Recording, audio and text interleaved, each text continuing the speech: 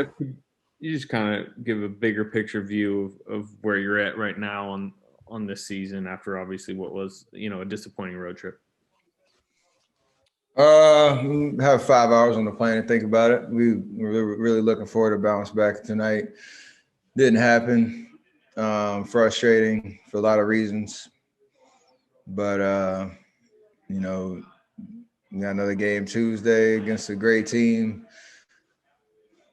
Got to be able to show up, compete, see what happens. 20 whatever games, 23, 22, whatever it is.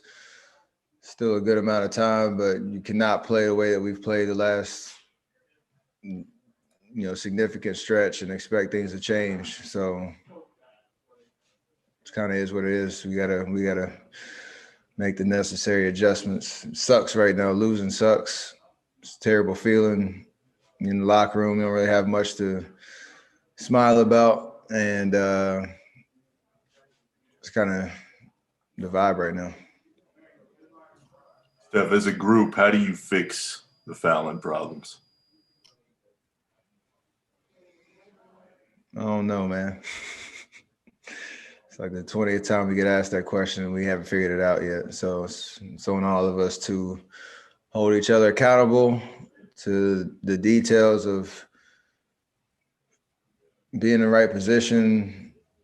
Even if a guy gets a bucket, at least you can kind of come back and the game has a better flow to it and you're not giving up free throws.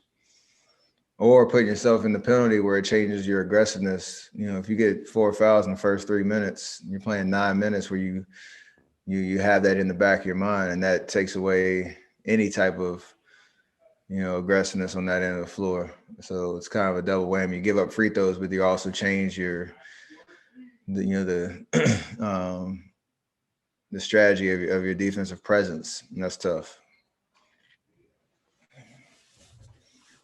Steph, Mark Haynes, Clutch Points. If you don't mind, I want to take your mind away from today's game real quick, and I wanted to see if you seen the Space Jam trailer. Got Clay in it, your teammate Draymond.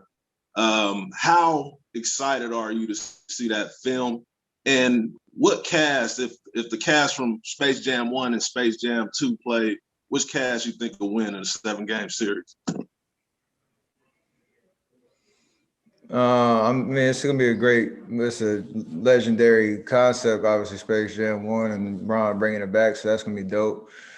I am going to watch it. I'm excited to see it like everybody else. I ain't thought too much about the cast, though. I ain't got nothing for you there. Hey, Steph, in the next week or so, you're going to pass Wilt Chamberlain in Warriors points scored.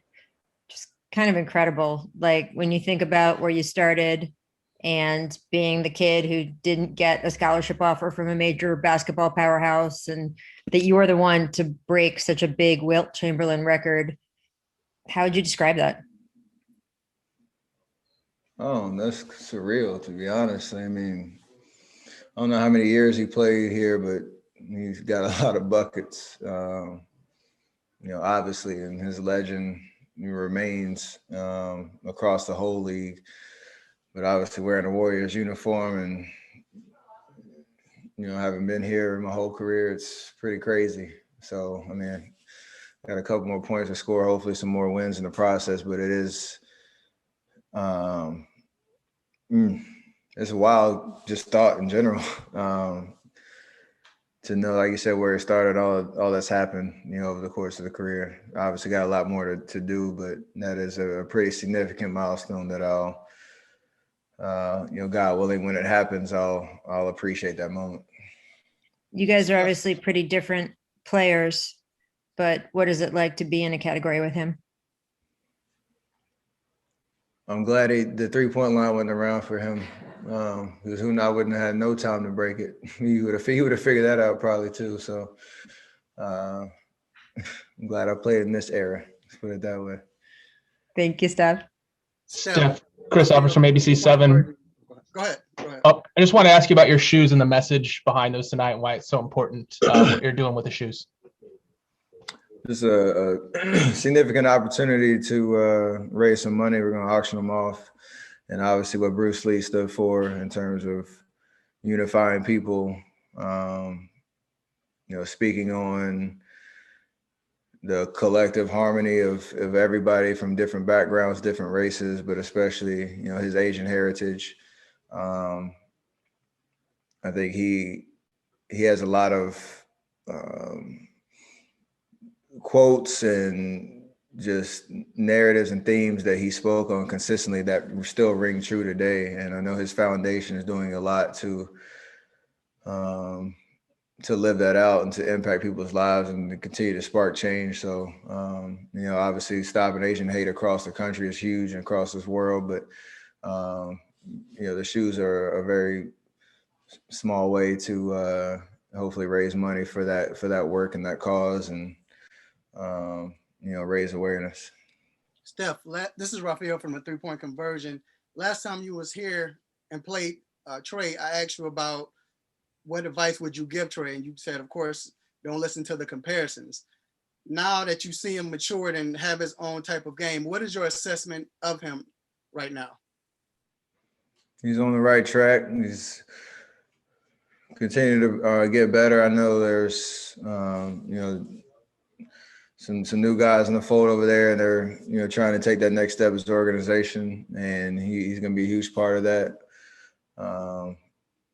But you take every learning lesson along the way. When you play well, when you don't, when you win, you lose, you continue to self-reflect on how you can continue to get better. I feel like from everything I know and hear, he's doing that. So, it's a long journey. I'm 12 years into this thing, and he's 3. So there's a lot of room to grow, but he's definitely on the right track, and the league will be in good hands, for a long time with guys like him and some of the other young guys that are solidifying themselves as great players. Is the tailbone improving? Slowly, yeah. I think I only landed on it once tonight, so that's a positive. Steph, have you gotten a chance to, I know you just got done hooping, but have you gotten a chance to talk to Cameron, and how exciting is it for that program and your god sister and Tara? No, I haven't talked to her yet, but I got word during the game that they pulled it out. It's awesome to know she picked the right school. Obviously, that has, she has an opportunity to play and showcase her talents, but also surrounded by a lot of talent and greatness. Obviously, like you said, with Coach Vanderveer, and it's awesome. All that they went through with the COVID protocol season and going into that bubble and getting it done. It's pretty awesome for her to get that experience in her first year. So hope she's celebrating with the whole team, and I'll catch up with her later. Stephen, you're optimistic by nature. How hard is it to be that way this season with all the things you guys have been dealing with? That's not hard, because every time you step foot on the floor, you're expecting to win. But it does.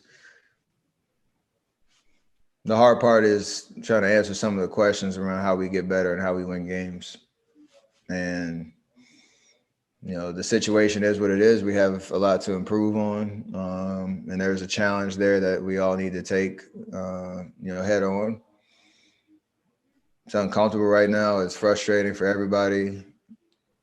But it'll test us to find a way to make these last, 20 games matter and give us something to show for it towards the end of the season. Right now, it's frustrating for sure. I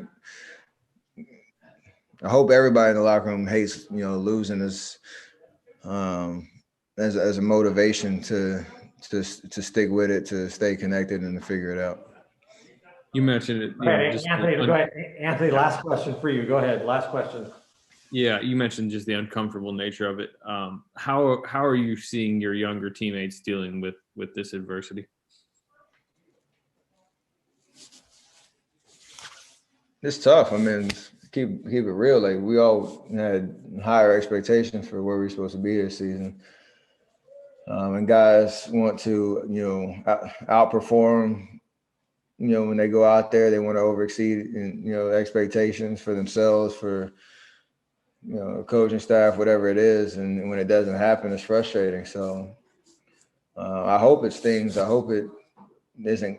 I hope it's uncomfortable. I hope that it motivates you to keep grinding, challenging yourself to get better. I hope nobody's content just being in this middle of the road situation. So we're gonna find out, how we respond down the stretch of the season. See what we're made of. Great, thank you. Appreciate that.